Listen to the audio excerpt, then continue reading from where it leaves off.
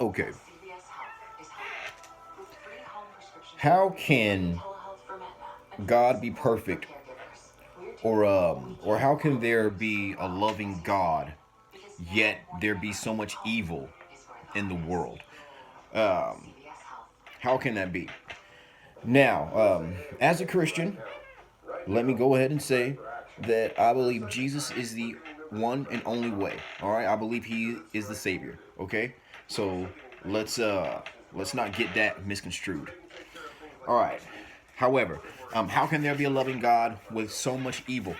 One writer I ran across named, or actually, he was a psychic. I know that sounds terrible. Not saying I believe in psychics at all.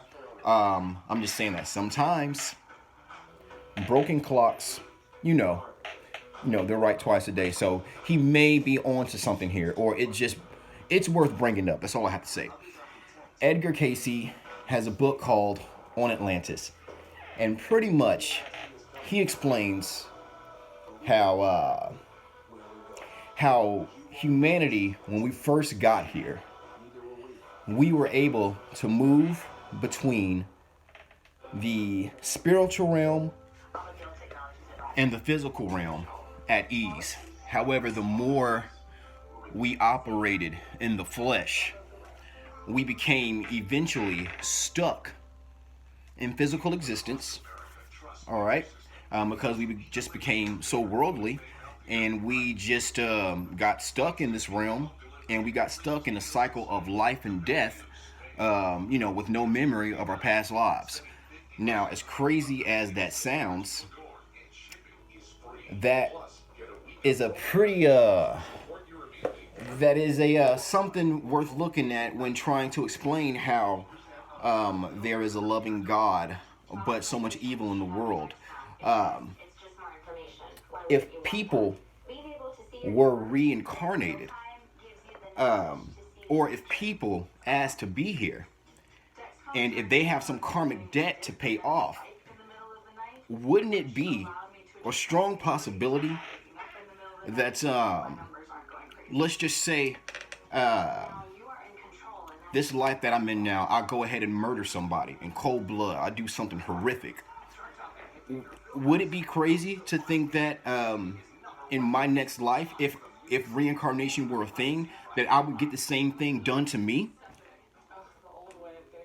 Is that crazy to think about? Um, when people say, "Oh man, I didn't ask for this," um, "I don't deserve this," "I didn't ask to be here." How do you know you didn't ask to be here? How do you know you don't deserve this suffering?